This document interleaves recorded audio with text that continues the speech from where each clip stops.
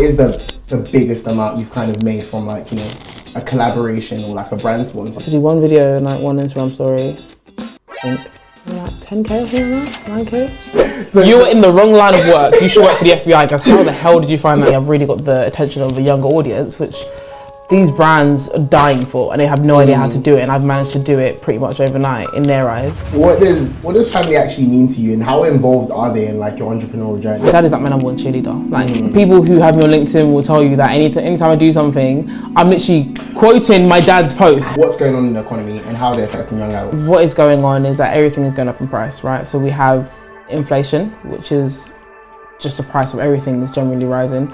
And with the economy going up and down, you know, there's talks of us going to the recession by the end of the year. That may be a better option for you to, if with regards to your money, so you don't actually let it erode away. Yeah. Might be worth putting it into a fixed rate. Hey everyone, my name's Kia and welcome to the 24/7 Club.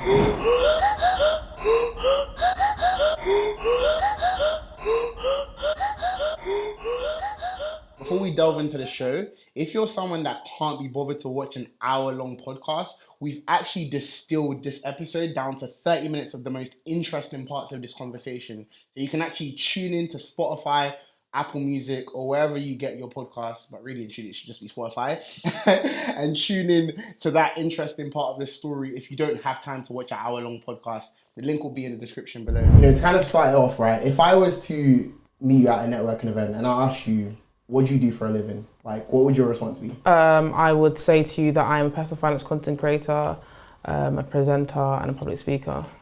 Right, okay then, cool. But there's many more accolades to that, right? Because personal finance guru, yeah, you have influencer, okay, content creator, public figure, okay, entrepreneur as well. Sure, yeah. TV, like, okay. I'm not missing any more. No. Alright, cool. So there's a lot of accolades, right? But yeah, you know, in attempt to kind of go a bit deeper, as every like podcast likes to do, we have to talk about your childhood. It's just necessary. Like that's what we have to do. Right? Yes. So, anyways, with that being said, I guess doing a bit of digging around. What have you found? I'm scared. I kind of seen that you've always had like an entrepreneurial mindset from quite an early age. Yes. And you know, like this goes beyond selling cookies and donuts in school, which you did. I did do. Dabble in. Yes. But you know, talk me through what 9-year-old Kia was oh my gosh, you found that. What was 9-year-old Kia doing in the playground? Please elaborate. So, to give you this context, it was summer holidays, school holidays, and obviously, you know, naturally you do stuff for your family. But during that, my mum had taught me how to knit. Because I don't know, I can't tell you what my mum taught me, but she bought me knitting needles, she bought me some yarn, and she taught me how to knit. So when I went back into primary school, when I was 9, I started selling scarves, naturally, obviously. Like, what else are you going to do? Monetize your skills? Like, who are you selling to? Like, what kids? Like, because I'm thinking... My peers? Your 9-year-olds are coming to you saying, yo, Kia, have you got a scarf? They're like, Kia's getting a bit chilly, can I get a little scarf? I'm like, yeah. Like, because I'm thinking, when I was 9 years old, like, the only thing I cared about was going to school, playing football. I think High School Musical was a thing back then as well. Yeah. So I'm just thinking, like, how the hell were you were pushing scarves? I was pushing scarves, and my peers would be buying it, so my friends would be buying it, and even teachers would buy it from me. So the way I do it is I go into school, someone say I want a scarf, what colour do you want? Tell me the colour. If I had it at home already, cool, I'll just go and make it. Or on the way home, my mum would tell me, let's go to the shop, get the colour you need, and then I'd knit it after like my homework and bring it in the next day. 9 years old, that's like really early, right? And I'm just thinking that's actually unusual for most kids. So, you know, what initiated that thought process at such a young age to be like, I want to sell scarves, like in school? Like, if you had a vivid memory of like, what was the trigger? Like, what was the moment where you were like, you know what, like mum's taught me this thing. Let's see if I can sell scarves. Like, what was that like? I'm trying to think. I think it was just that I think I brought one in that I'd made, you know, a little scarf around my neck, and someone was like, oh, I want one. And I was like, okay, pay me then. Yeah, no, like, how much? I said £1. And it whips out £1 and said, there you go. And then from there, I was like, oh, people actually would pay for this. That's crazy. And even like one thing I've never spoken about on any other platform is that I used to, I think, probably when I was 10 now, I don't know, and I can't tell you why people bought from me, but they did, okay? I used to have this box right? Just this box, and I used to fill it up with just stuff. You know, like stuff at home. You know, now like you pennies, all that kind of stuff. No, not like that. No. You know, like now you probably use eBay to sell your stuff you don't want. Yeah. I would just have a box of stuff that I didn't want, but I knew people would probably buy off me, and I'd bring it in, and all my friends who were primary school with me would know that I had this box of just like Keys mystery box, stuff, and they would just come, and people would just pay me like 50p for that, £1 for that, 150 for that. And they just come and buy stuff from me, and that's what I'd always do. And then there was this platform back in the days called Swap It Shop, and you literally, it's like you go on there, you find something that you wanted, and you'd either pay for it with like their virtual money, which you could, I can't remember how you got it, or you could swap one thing for another thing. Yeah. So I would do that. I'd get stuff that people wanted, and then I'd go and sell it in school. So like if I use that virtual money, which again is not, I didn't use any of my own money to buy stuff, it would come to my house and then I'd sell it to my friends for actual money, and I'm like, this is like that's mad, because it seemed like you were so informed at such a young age, like you were kind of like ahead of your time. I guess so. To not sound cliche, because again I'm just thinking at 9 years old, like what? I just wanted coins. I just wanted money. I was like, I didn't want to do any of that. But I guess like on that point of being well informed, would you say at 9 years old you kind of knew what you?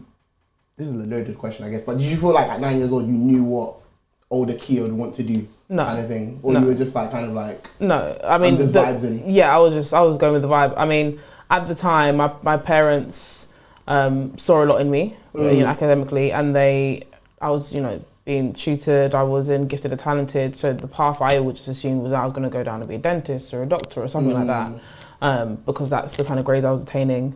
And that's the route I just naturally thought I was going to go down. Maybe not the doctor route, but just something, you know, like a high profession route. Yeah.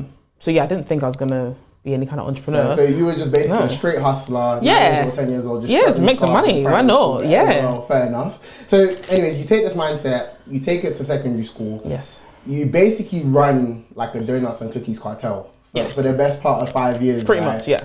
And you had like shotters and runners. I did. Like explain to me that whole operation. Like, how did that work? Like, so at my peak, at my height, your prime. At my prime, I think this is probably about year 8, year 9 now. I'm very much making loads of money at this point, right? Everyone knows it's me. Everyone's coming to me to buy in school.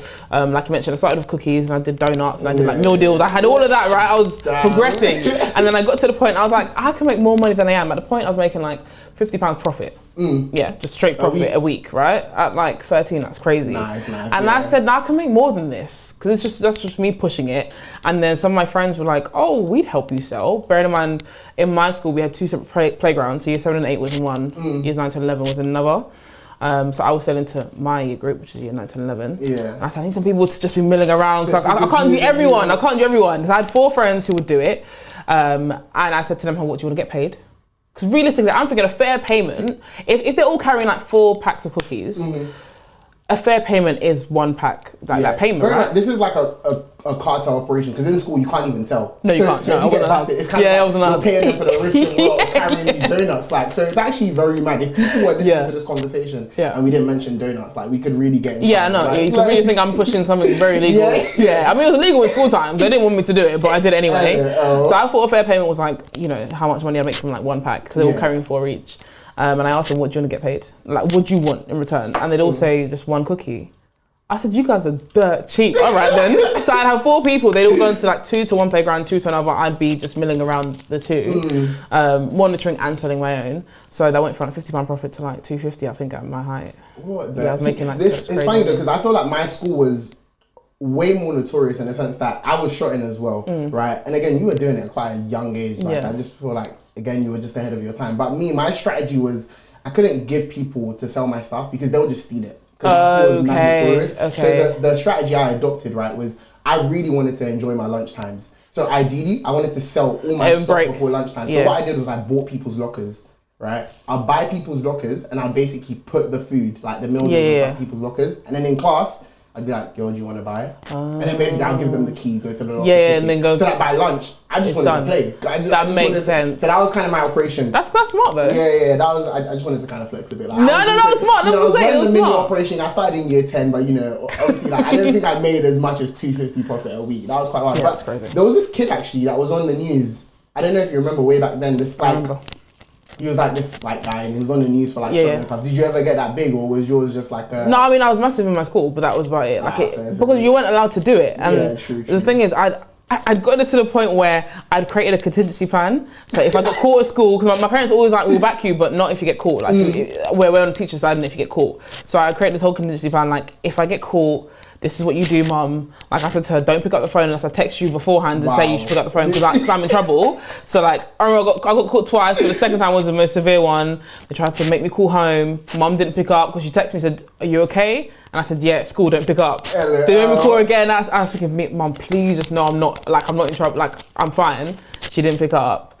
So they sent me home with a letter. I said, come, mum just signed it and said, yeah, like I've seen the letter, whatever. This is serious operation stuff. Yeah. I mean, I guess in terms of how the business was funded, like how did it initially start? I feel like there's quite an interesting story there in terms of how it actually started. How did you get from, okay, I need to buy my first pack of cookies to sell? Like, where did you get money from? So this was about 2 weeks into starting school. Like I said, I'd seen the year 9, year 10 selling, and I said, this is sick, they're making money. I did the maths and I think they're making loads of money, and I had no money at the time. Yeah. So I said, you know, I've got to go home and ask my parents. I said, oh, they're not going to let me do this. Went home, sat my parents down, you know, like Dragon's Den. Sat them down, I said, Mum, Dad, got a proposal for you. Do you know what I mean? I said, all I need is a £5 investment to get me started. I even said, whoever gives it to me, you get your money back tomorrow, guaranteed. I said, that's how confident I am. Damn. You have your £5 back tomorrow. Told them what I was doing, told them I wanted to sell cookies, blah, blah. My dad was like, how much money can you actually make from it? We did the maths. I said, I've already worked all the maths before on my way home, I've done it all. Nice. He gave me a £5. He said, okay, I want it back tomorrow.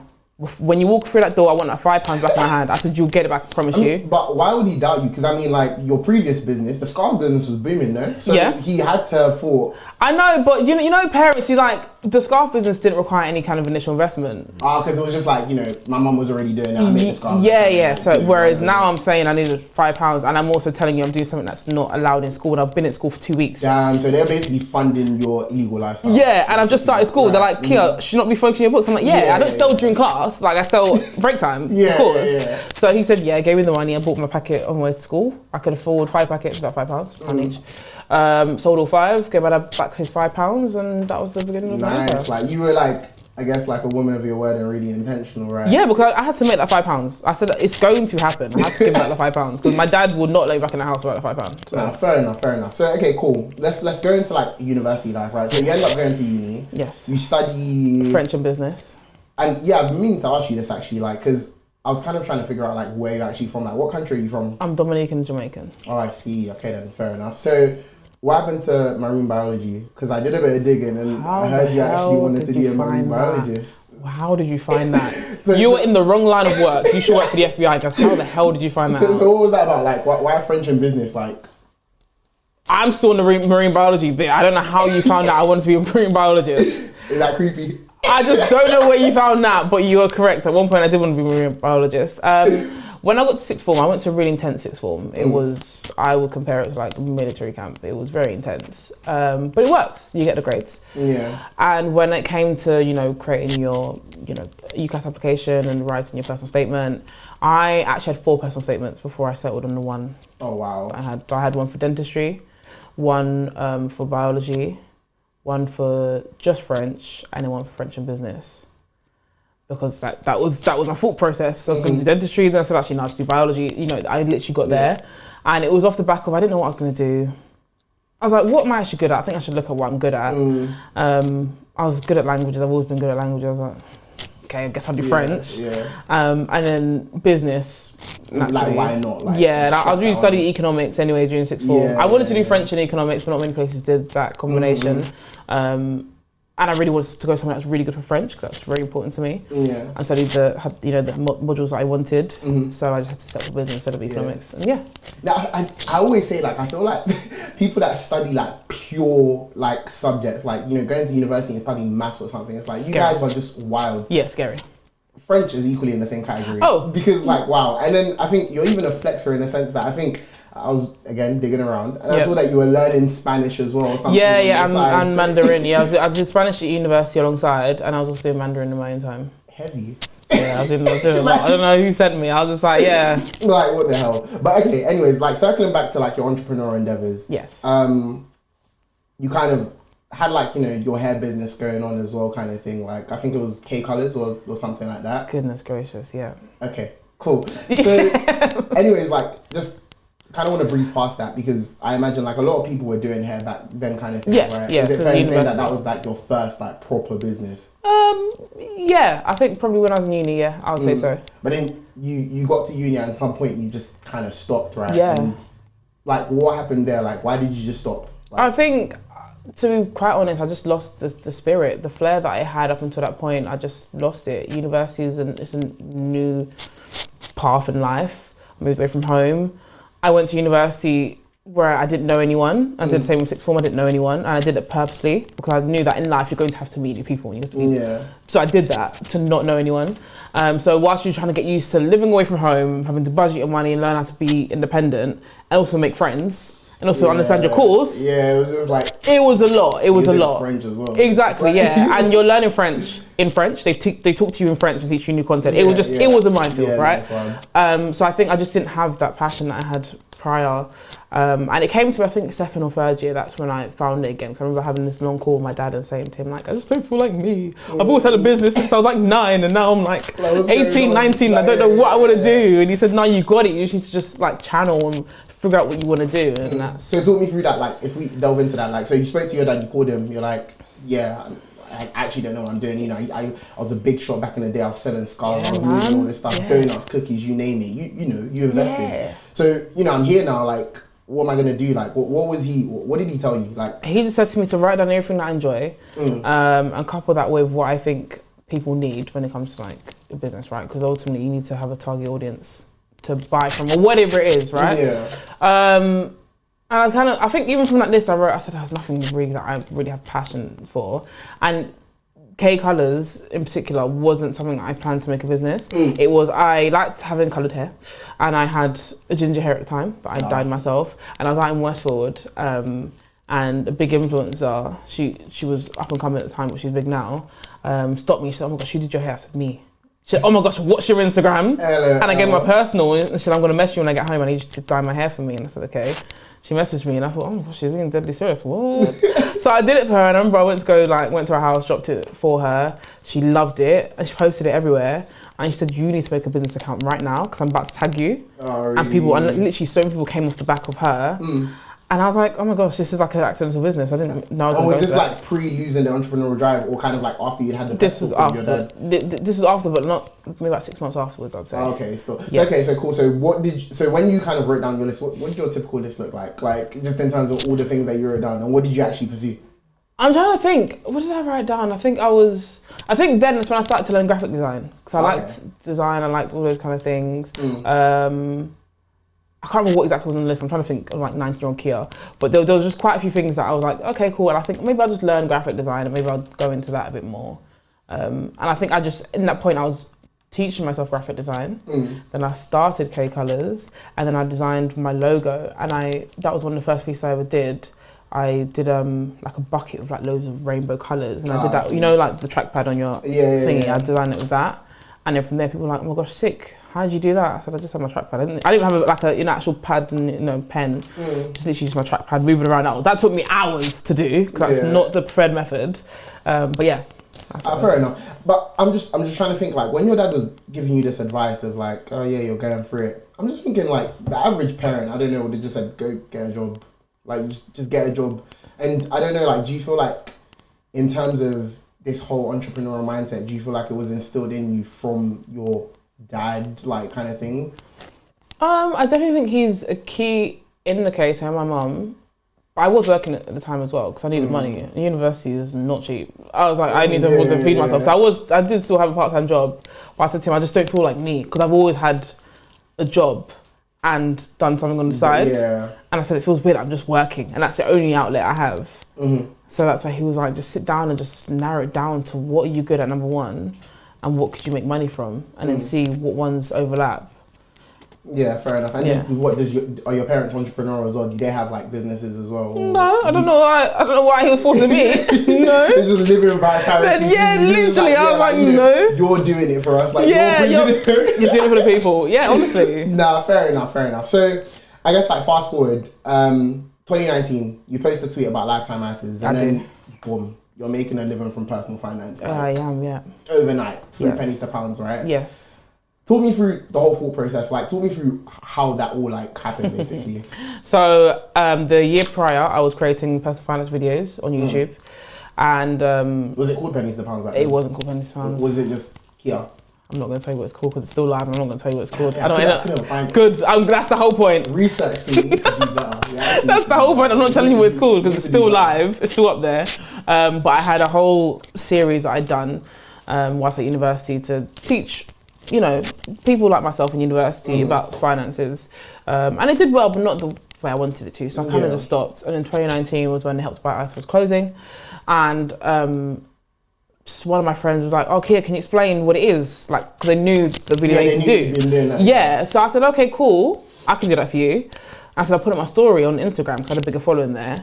I said to her, like, "Do you reckon I should like do it on Twitter in like thread form, screenshot?" She said, "Yeah, that's gonna work." So that's where I sat down. I was on my way to work. I was working at Apple part time at the time. I was at university, so I was on my way to Apple, writing down this thread, doing like going back through it, just checking, you know, because 240 characters is very difficult trying to write a thread. So I was going back and changing words but still making it make sense. It took me like 2 hours to write that thread, and I was like, okay, cool, I think I've got it. But it's like I was underground, so I was like, okay, when I get overground, I'm gonna post it. So I went into Apple and I clicked post, and I said, right, cool, I posted it. I had like 800 followers, so yeah, I posted it. And when I'm on my lunch break, I'll screenshot it and put it in my story. I told my friend, like, I've posted it, but I'll put it in my Instagram story in a minute. She said, yeah, cool, fine. Put my phone away. We went on our phones on the shop floor. And I came back to it 4 hours later and I had 5,000 followers. And the thread had been seen by thousands. I said, sorry. Just from this thread of explain, like, so I don't know if you could kind of recount it because it's 240 characters, right? Yeah. Like, how do you explain that? Like, was it just boom, like? It's still on my page now. I think it was just like, I think I put like the Help to Buy ISA, what it is and why everyone needs one. That was the title. And I said, I think I said something like, you've probably heard that you need that Help to Buy ISA is closing. Do you know exactly how it works? Here it is in simple form and why you need one. And I started breaking it down, like Help to Buy ISA is a savings pot, blah, blah. Do you get government bonus? I just started breaking it down. And even like doing some of the maths so people can understand, like you can withdraw money, but you only have a limit, so people could understand the easiest way possible how it works. And some of the best banks at the time with the highest interest rates, the ones you should go for. And I even said, can you imagine my audacity? I even said, DM me if you have any questions. Not expecting it, but I didn't expect it to do any kind of numbers. You already knew. I genuinely, true personal finance influencer. I genuinely had no idea because I thought it might be like 10 people like who retweet it, and maybe 1 or 2 will DM me. And I said, oh great. I came back to 400 DMs. I said, sorry. That's influence. That's the real influence. Like 4,200 people were like, yeah, like we believe in that. So I can imagine like. Going from 800 in the space of an hour to like 5,000, right? There must have been feelings of being overwhelmed. But I guess like beyond that, did you feel this element of like imposter syndrome? Because it's kind of like now all of a sudden you have 400 people in your DMs basically coming to you for advice on finances, right? Yeah. Like what was that like? That was so overwhelming because I remember I was at work and I was telling my friends on my lunch break, I said, yo guys, you know my tweet blew up? They said, yeah, I think my friend sent me your tweet. And they said, yeah, I just saw it. I said, guys, my DMs are ridiculous. And my friends didn't believe me. I'm there trying to scroll. My phone's just like refreshing. It's not even moving properly. And I said, guys, what am I going to do? I said, I don't know what I'm going to do. And at the time I don't have notifications on anymore for any social media. At the time I did for Twitter. And my phone was just constantly popping up with notifications. And I was like, oh my gosh, I don't know. People asking me questions. People telling me their personal details. I will X man. Should I save it in here or here? And I'm like, girl, I did not expect this. Answer everyone? I answered every single person. And what was this through doing research online and trying to like, you know? Some of it I knew. Some of it was like, let me just double check before I tell you something that's not correct. But I answered every single person. Took me that felt like another part-time job doing that. So again, living your influencer life from early kind of thing, right? Yeah. And I guess obviously we all know you as Kia. Pennies to pounds, this successful platform, it's all like, you know, it's great stuff, you know, you've won awards and so on and so forth. I guess we only see the positive side to a certain extent. So what are the unseen negatives of being a personal finance influencer, especially when you come from like a non-traditional background in the sense that you studied French and business, in the day and age where like, you know, there are a bunch of content creators just emerging out of nowhere, like kind of doing like what they want to do kind of thing, like, you know, were there any negative experiences in that respect? Yeah, I think in the beginning, I was 21 when I started. There was obviously this perception that I'm a young black woman already. And now it comes to light that this is blowing up. People were really turning to me. I've really got the attention of a younger audience, which these brands are dying for, and they have no idea how to do it. And I've managed to do it pretty much overnight in their eyes. And some platforms got me on. It's like, you're amazing, you're doing this, come on and talk about X, right? Brilliant. Some of them were just like, okay, cute, nice, but where's your qualifications from? And I was like, okay, I'm not fully qualified, but you don't necessarily need to be qualified to give the information that I am. I'm not giving advice. I'm not saying this is your situation and you need to do this. Advice right, people, exactly, right? Yeah. exactly. I'm giving just general information, which is all correct. And what a lot of people don't know is that some of the biggest personal finance people we have in this UK have no kind of qualifications. Oh, no doubt, but that's like social media in general, right? Like people just kind of emerge out of nowhere and they're an expert in something. Yeah. But even if you take like Martin Lewis, is probably the biggest one arguably that we have in the UK. No one questions him, but he's got no qualification whatsoever.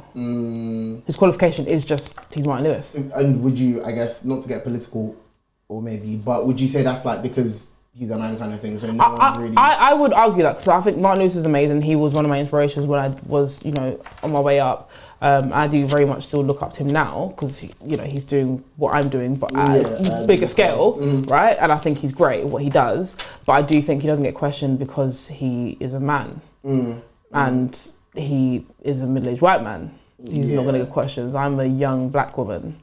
I do think that. And do you feel like there's anything you're actively trying to do to change that? Like, what's your thought process on navigating all of that? I think if I go through the years, I think 2019, end of 2019 is when I started. 2020 was me getting to terms with what I was building.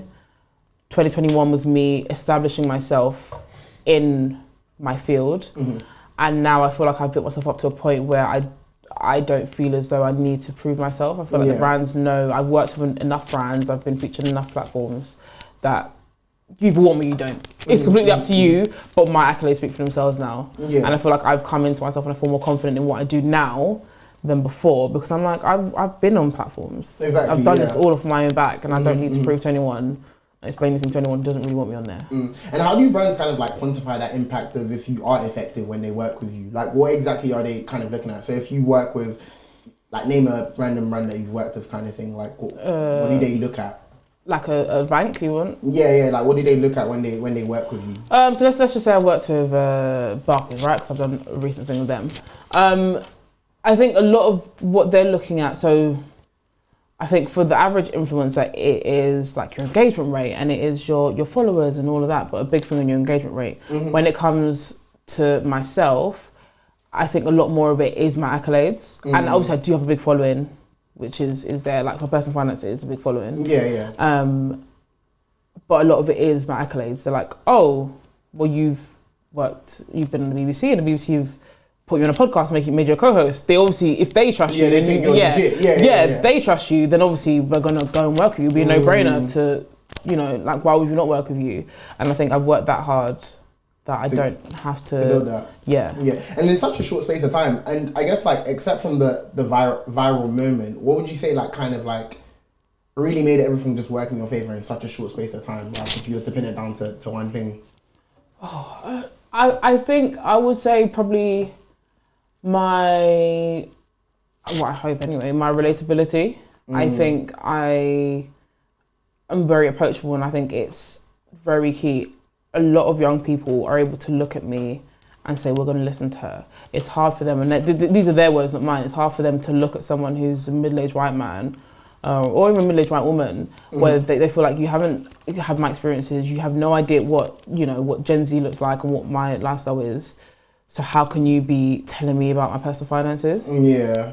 Whereas they look at me, relate, exactly, they look at me and even so right now I'm covering a BBC radio show for the next 5 weeks, which is a major slot. We're going to talk about that. Okay, yeah, cool. Sorry. You can't just say, oh yeah. BBC. Yeah, cool. We'll come on to it in a bit, but yeah, I'm covering that, and even them mentioning that, they were just saying like the command I have for young people is something that these brands wish that they could do.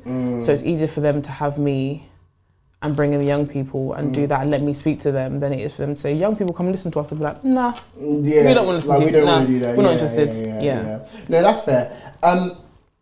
Again, I was kind of doing a bit of digging. Yeah, go on, must be fun. And you kind of mentioned that there's so many stories that a lot of people don't know about your journey in terms of, you know, the struggles, I guess, and things that you kind of experience when navigating this whole world of personal finance and stuff. Like, are there any things you kind of care to share on camera, like, you know, specifics? Yeah, I remember there was one time in the beginning parts of my journey, probably the first 6 months of everything taking off, I got asked to come into a bank, just have a little conversation, right?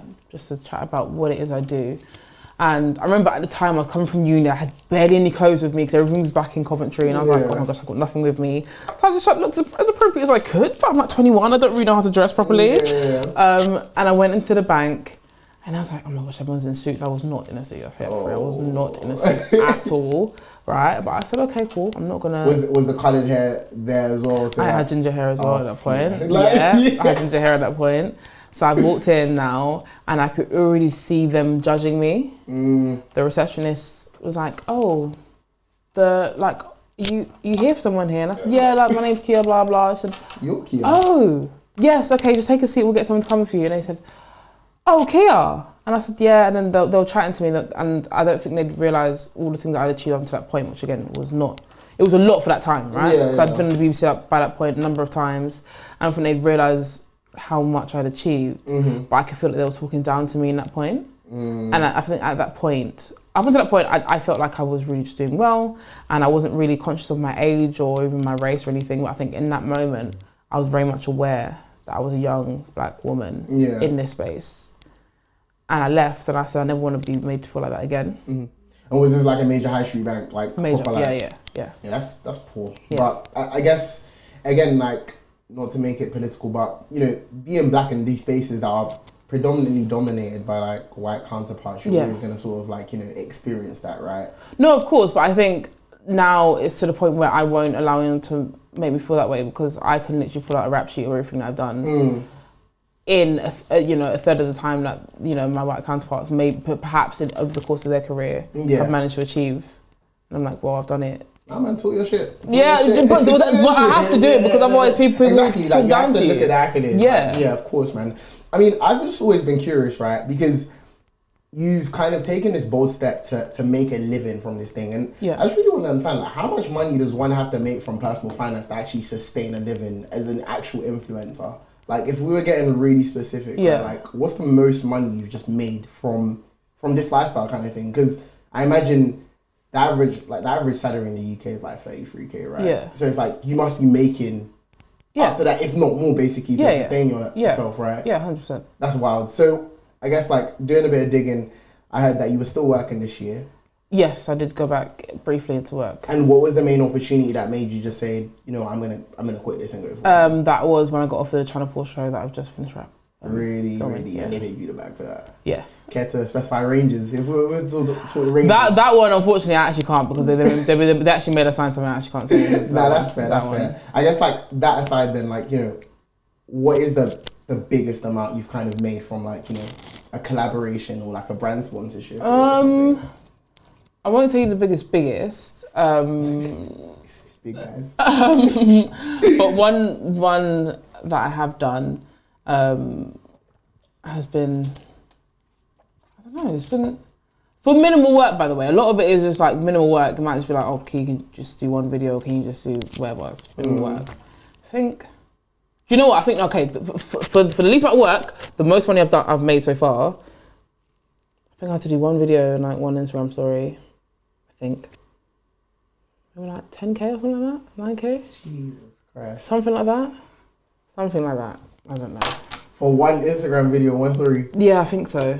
But bearing in mind, a lot of that takes like revisions. A lot of that is, there is a lot more work that goes into it. It's not just like, I'm just gonna, hey guys, blah, blah. It's, no, a lot of it is down to like my editing, and obviously, like, as you know, I do a lot of the stuff myself, so I will. I never actually knew that. I thought you had like a whole team and everything. I do have a team for certain bits, but certain bits I still do want control of. Yeah. Is that like just personally because you want kind of editorial control of that? Yeah, and I think I have had people give it a go, and it doesn't always work out. Fair. Yeah. So I guess as the personal finance guru that you have to be meticulous with your finances, because I don't. You're still young, right? And I don't know, like the average young person, if they get 10K from one thing, especially how easy it is to make that, just blow it. Bearing in mind, I think what you need to realize is that I am a business. Pennies Pounds is the business, so the business gets that money. Yeah. Kia, I do, but Kia doesn't necessarily take home 10K, and even if I did have it, I wouldn't want to take that. Yeah, no, that's fair. That's fair. Yeah, and like I guess you're kind of a unique influencer in the sense that you're an influencer that's been getting a lot into mainstream media. Yeah. Right? You don't really see a lot of like personal finance influencers, and influencers in general get into TV. Yeah. Like, how did that come about? What was your first appearance in conventional mainstream media? Conventional mainstream for TV. So I was on BBC News about 3 months ago. That was random. So basically I get asked periodically to go on BBC Radio to talk about different finance stuff, right? And I got asked, I remember that morning, to go on BBC 5 Live, which I have a very good rapport with that team, because I'm on that. They gave me the first opportunity when it came to radio, so I'm on there quite often. But yeah, cool. It's always 5 a.m, and I'm always like a zombie on that radio. But I'm like, cool, I'll do it, and it's from home, so it's fine. I did that, and then I think like the 9 o'clock show called me, so can you come on radio? I said, yeah, cool, I'm really up. Yeah, fine, I'll do 9 o'clock. Did that, similar topic, right? Just different audience, and then 9:30. Someone from BBC News had listened to both shows and said, you're great, would you mind coming on BBC News for 10 o'clock? Wow. So I had half an hour. I said, yeah, cool. So we'll send you the Zoom link. So that's from home. I was like, okay, cool. Did that. A bit nerve-wracking, but cool. Was on TV. And are these like paid appearances as well? Like, so some are unpaid, some are paid. So it depends on what it is and how long you're on there for. So I think, a handful of them were unpaid, but yeah. And I guess it's good publicity for you anyway. Yeah, of course, always. You can, exactly, Different levels to like the average influencer. Exactly, and then I think the one where I went to the studio was actually this week, so it was... Oh, nice. Thursday. Was that BBC as well? That was BBC 2, News Night. So when a lot of this comes in last minute, right? And I got it at 6 p.m. BBC have my number on file. So anyone from any... No, but genuinely, because sometimes I used to ask them, like, how did you get my number? And they told me they have it on file. So any channel or any station will contact me at any time because they need someone personal finance. Oh, ask Kia, where is it? Search me on the thing, take my number, and I'll get random calls from people. Hi, Kia, How did you get your number the first time? Because I knew my number the first time I went on radio. Okay. And then they asked me, do you mind if I keep it on file? And I didn't know that actually meant that anyone could take my number. But that's fine. I have no issue, but I just didn't know that's what it meant. And then so someone from BBC News Night reached out to me. I was on the ground. So I came, overground to a missed call, a text, a WhatsApp, a DM, and an email. And I said, so I replied to the text. Said, yeah, cool. They said, yeah, can you come in for 10? It was 6 o'clock. I said, yeah, fine, I can do that. I'm even thinking it's remote, and I thought it was radio. Spoke to my dad. My dad said, do you know this is TV, right? I said, sorry. So wait, who's your manager? Like, I have a separate manager, I do have a manager, but usually I just tell my dad, like, oh yeah, BBC are interested, and obviously I told my manager as well. And then he was when he told me it was TV, call my manager. He said, yeah, it's TV. And then they said, oh, we're going to call you a cab to the studios. And I said, oh, okay. Come. So I had to literally run home, put together something. I was like, I don't know what I'm going to be talking about. I don't know who I'm going to really be with. Went to the studios, obviously pushing it. Go in there now. And it's literally just, I got told there's going to be 2 or 3 other guests. I thought, like a round table. I was the only one who's going to be in the studio. So they told me how like, oh yeah, Kia, just all right, we'll move the cameras to face you and don't worry, just like the host, who was absolutely amazing, made me feel so comfortable. He said, yeah, Kia, I'll ask you the questions, just face me and we'll get all that. And then we had like Matt Hancock on, so I had to like talk back to whatever he was saying. I had to give my opinions back, and I was like, this is wild. This is wild. Yeah. Don't they like brief you and give you the questions beforehand? So my questions, I knew like the rough topics we were going to go over, and that was absolutely fine. But in terms of like the layout of the show, you kind of find out when you're there.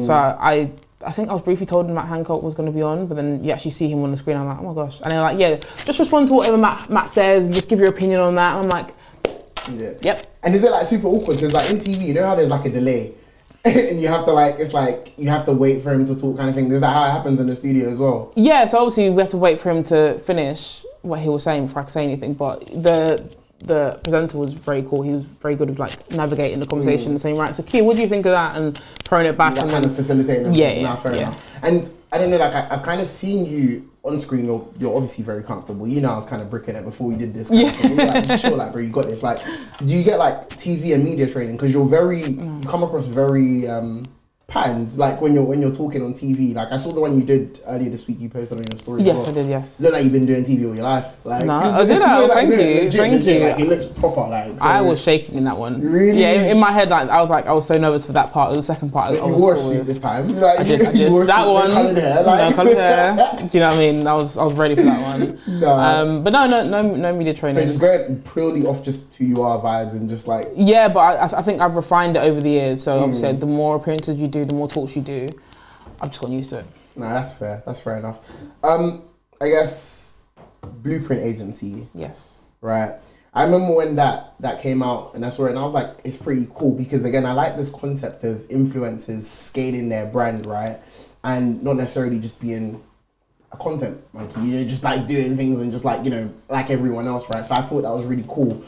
Tell me what that's about and like, you know, what the latest updates are in terms of Blueprint. So Blueprint is an agency that I started in 2021 now, which the aim was to work with predominantly financial and property influencers. And what I wanted to do, my main aim was to work with brands to create effective campaigns. I feel like not all of them are, I see some, I'm like, who do you think is going to sign up for your bank with that campaign that you put out there? You're not rich enough, what do you think you are? And also to make sure that influencers are paid correctly, because there's been a number of times where people have spoken to me and I'm like, you've been underpaid by like $2,000. You had no idea because you didn't talk to anyone. And I'm like, you just didn't know what their budget was. How do you even determine the prices though? Because again, like a couple of brands have started reaching out to me, and I had to reach out to my friends like, yo, like what do I price? And they were just like, we just make up as we go along. Like, so how does it usually work? Like, is there a formula? Like, there isn't really a set formula. I think when I first started, I was kind of like, what's the minimum hourly rate I want to be paid for, and how long are things going to take me to create what they want?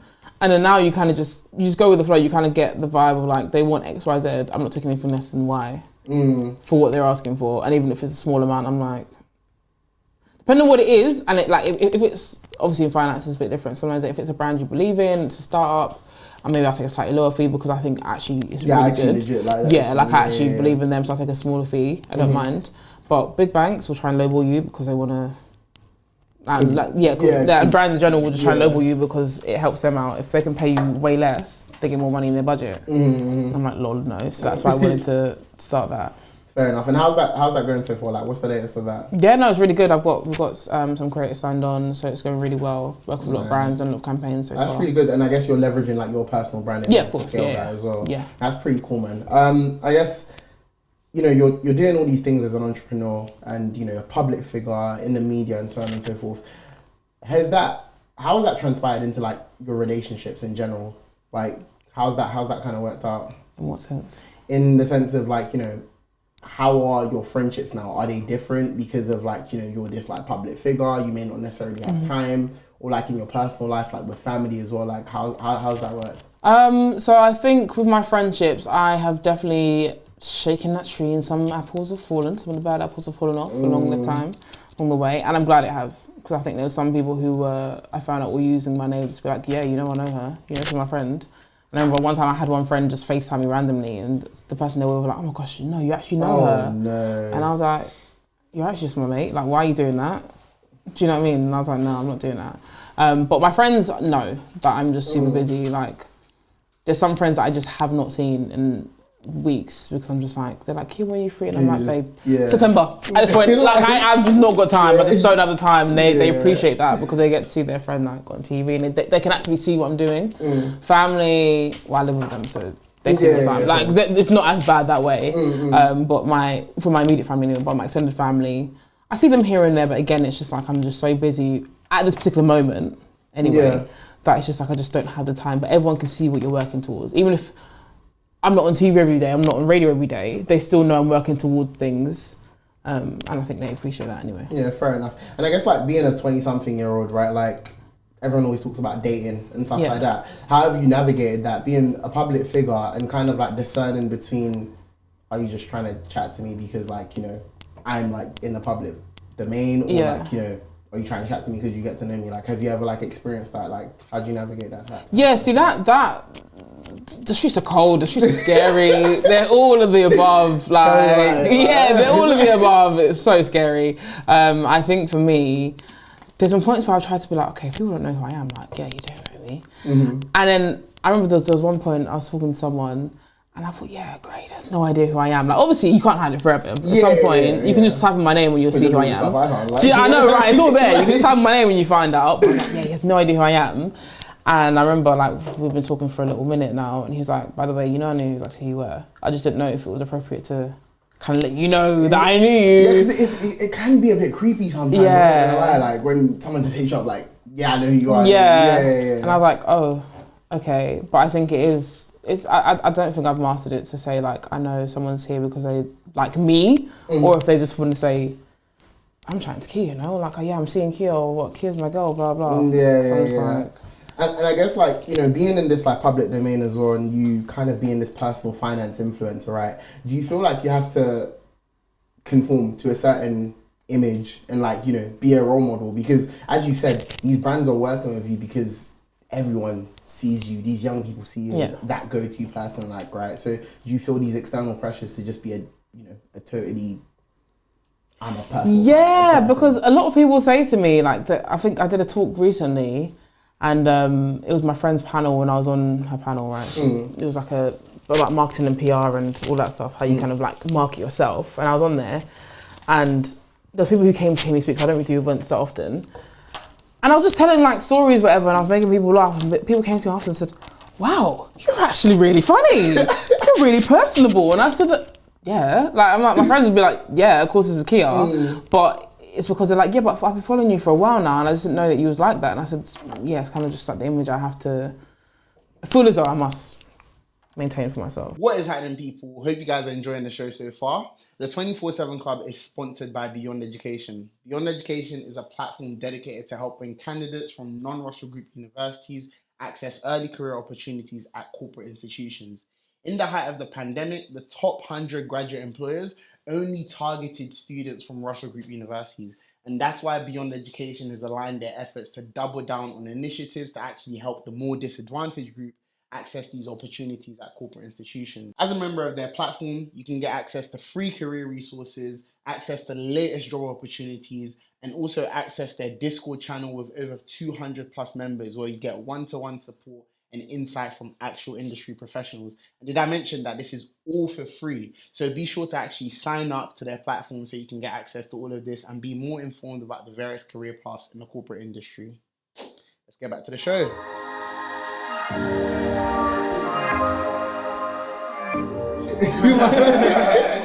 My bad. How do you pronounce your last name? How do you think you pronounce it? Commodore. Yes. Okay. Casa de la Commodore. Yes. Tell me about that. Casa de la Commodore is the renovation account that myself, my brother, and my dad all co-run. I say that, my dad's the one who posts most. But it basically documents the renovations of our Suffolk home. Nice. And do you guys kind of like get on the property ladder together? What's the ins and outs of that? How's that working? So I did contribute financially towards our family home, but the majority is my dad. Yeah, it's a family. Nice. And I guess like, from your dad giving you money to start your lunchtime operations and your mum defrosting donuts for you every night, what does family actually mean to you, and how involved are they in like your entrepreneurial journey? Family means the world to me. I've been through a number of things in my life that have definitely changed the course of my life. Some positive, some negative, and it's made me appreciate and love my family more.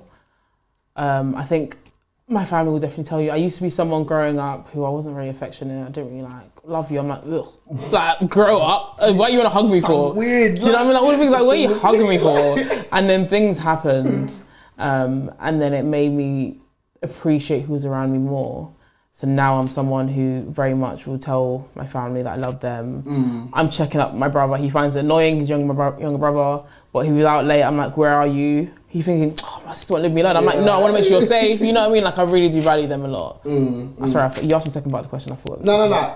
I think what I wanted to kind of touch on as well was like your dad specifically. Yes. A lot of the videos I watched, so my dad's an inspiration, and like, you know, I care about my dad so much, and it's like, right, no love for Mumsy, like, you know, like, you know, I just kind of want to understand, like, what does your dad actually mean to you so much? Like, why is he such an inspirational figure in your life? My dad is someone who I don't think there's enough words to describe how much I appreciate him and the things that he's done. He's sacrificed a lot for myself and my brother.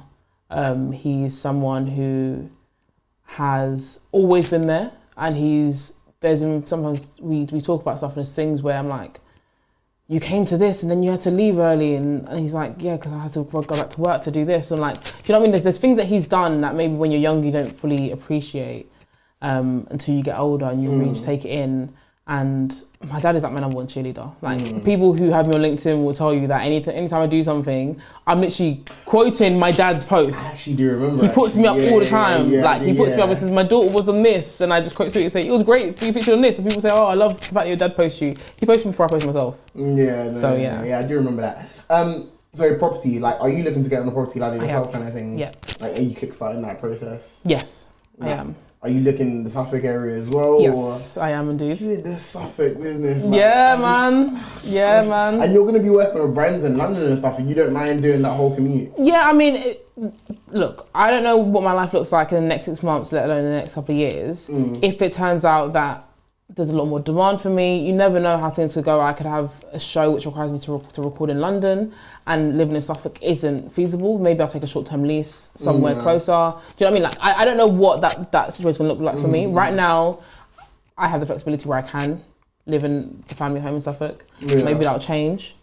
But for right now, that is the right fit for me. That's fair enough. Well, it wouldn't be right to get a personal finance person on the show and not, talk about finances. Go for it. Cost of living crisis. Yes. In layman's terms, what's going on in the economy and how is it affecting young adults? Essentially, what is going on is that everything is going up in price, right? So we have inflation, which is just the price of everything is generally rising, and everything's going up, and everyone's feeling the pinch. Initially, when we were talking about cost of living, we were more focusing it on the people who are on the lowest incomes, who do tend to be young people, but people who are on the lower end of the spectrum. But you're seeing it in petrol prices, which are now slowly coming down. But we're seeing it in energy bills, which again, we're not feeling just yet, but we will when it gets to winter. Everything is going up in price. Yeah. So, as a young adult, Yeah. like, what can I do to navigate the cost of living crisis? Give me like the top tips, like creme de la creme. Like, what are you doing to navigate? Apart from doing up campaigns and making the big bucks with Channel 4, like, what are you actually doing to navigate the cost of living crisis? I think I'm just being more cautious with what I use in the house. So when I'm at home, we obviously have everything set to a timer. I'm sure most families do have things set to the timer, when it comes to heating. But I'm very much so. I'm on my brother, he has a really bad habit of leaving the tap on. I'm like, no, we're not leaving the tap on. This is all money. All of that is just extra money. And even though we may not feel it as much yet, we will when we get to the winter time. When it comes to petrol, that is one thing for me. I drive it everywhere because I get really bad car sickness. So I can't really get cabs. A lot of brands will get me cabs, and I'm like, I'll actually throw up in a cab. I can't do this. I drive myself everywhere, which means I spend a lot more petrol in that case. But obviously, I've done a video on like the fuel system cleaner, which gives you better performance in your cars. Yeah, so that's another key one. One when it comes to heating, and this is one that's actually come from my dad because he's been in the gas industry for like 25 plus years. He recommends everyone to check their heating during summer. So like turn it on periodically, turn it on for like 5 minutes every couple of weeks, just to make sure it's working. Check there's no leaks in there, because all of this can sad you up with a huge bill. And he's seen loads of families, especially some of the poorer ends, who didn't check it through summer, had leaks going on, heating wasn't working, and where now they could have dealt with the smaller issues, they're now saddled with a bill of like 1,200 to replace the boiler and get someone to fit it. And that's, couple that with the increase in energy bills, you can't really afford those things. Yeah, it's just a bit wild. Exactly. So I guess, as a 20-something in university kind of thing, like, I come out of university, I get an average job. Yeah. Like, what should I be doing to kind of navigate this whole crisis? Especially when, these companies are not paying in line with like what the crisis is doing. Like, so what advice would you give? I would say to have a good handle on your finances, know exactly what you're spending on right now, and figure out what's essential and what's not. And when I say this, I'm not saying this to say you pay for Netflix and Spotify, cut them all, don't listen to any music, don't watch anything. I'm not saying that, but just have a handle on what do you actually use and what perhaps you're paying for that you can maybe just do without. Like, really and truly, do you go to the gym? You have a gym membership, Yeah, you've been paying but for do you it. actually Well, do? how many times have you been in the last 3 months, right? Mm. Maybe you can cut that off. Is there things that you're paying for that you don't really need? Yeah. Because all of this, even though it may seem small, they will all add up and help you to put more money away. When it comes to, you know, like your savings, we've seen interest rates have gone up, which is great for savers, not so good if you're borrowing money. But if you're someone who's trying to save their money, look for the highest interest rates you can get for your savings accounts. They may be fixed rates. Might be fixed rate is good for you at the moment, and that's essentially where the interest rate is fixed for a period of time. And with the economy going up and down, you know, there's talks of us going to a recession by the end of the year. That may be a better option for you to, if with regards to your money, so you don't actually let it erode away. Yeah. Might be worth putting it into a fixed rate savings account. Yeah. But essentially, there isn't much that I can say that is actually new practical tips, because everything is going up. Where before I might say, you know, switch your bills, you can do that, but everything's going to end up being the same, because all of these providers are going to put it up to similar amounts. I also think there is a lot of emphasis on, you know, not only cutting back, but actually figuring out how to make more money. Yeah. And I think, can you kind of talk about that? Because I know you kind of gave a few tips at the Eric Festival a while back in terms of, oh my like, gosh, you that was a know, while back, yeah. how people can kind of, like, you know, get their side hustles up. Yeah, kind of talk about, like, you know, how there's always an emphasis on saving, cut this, cut that. But there's only so much you can cut. It's true, there's only so much you can cut, and I think there is a lot more people should be looking at extra ways to make money, and I think it is very key. And when we say this, not everyone's built to be an entrepreneur. Right? And I want everyone to know that's okay. Some people, the 9-to-5 route is their route, and that's fine. And some people, entrepreneurship is their route, and that's okay. But, you know, the average person who doesn't want to be an entrepreneur, you can make extra money online, whether that's selling unused clothes or things you've got at home. I know I've got a few clothes which still have to tag on. You know, I forget to return sometimes, and I'm like, oh, I could sell this. Gosh, too much money. But it's just normal. A lot of people, can relate to that, or just going online. Like, there's a lot of things that I love to do. Is there's you can do focus groups, right? So there are brands who will literally pay you to come and talk. I remember I did one a couple of years back. It was for the BBC. So at the time, now I know what it was. They called me in. I think they paid me like £120 for 2 hours, right? Which is great. Happy days. Happy days. £60, right. 60 an hour. Like, do you know what I mean? Wow. Great. And all I had to do was come to the BBC studios, and they were showing me like a streaming platform. And they said, oh, you know, obviously you have to fit criteria. Like, do you watch TV online and blah blah. Cool, I did. They brought me in. They said, "Oh, here's a streaming platform, and you know, this is what it would look like. What do you think is great? What do you think you should change?" And all you do is just give your input. And at the time, now I know that they were doing it for BritBox, which is now out there, right? Yeah. But I was looking at the platform for BritBox about 2 years before it actually came out. Damn. And that's what they do. They get people in, and these are all 3 websites you can sign up to for focus groups, and they'll literally send you emails every week of new groups. And if you fit in the criteria, extra money to make. Nice, no, that makes sense. So guys, like, not only from a cut this, cut that, try and figure out ways to actually make more money kind of thing. That makes sense. Going back to like where it all started with 9-year-old Kia selling scarves and, you know, running like, you know, snack cartels and stuff. And just doing all these amazing things, right? But facing challenges like, you know, with being a personal finance influencer in this space. What is one piece of advice that you could kind of give to your younger self?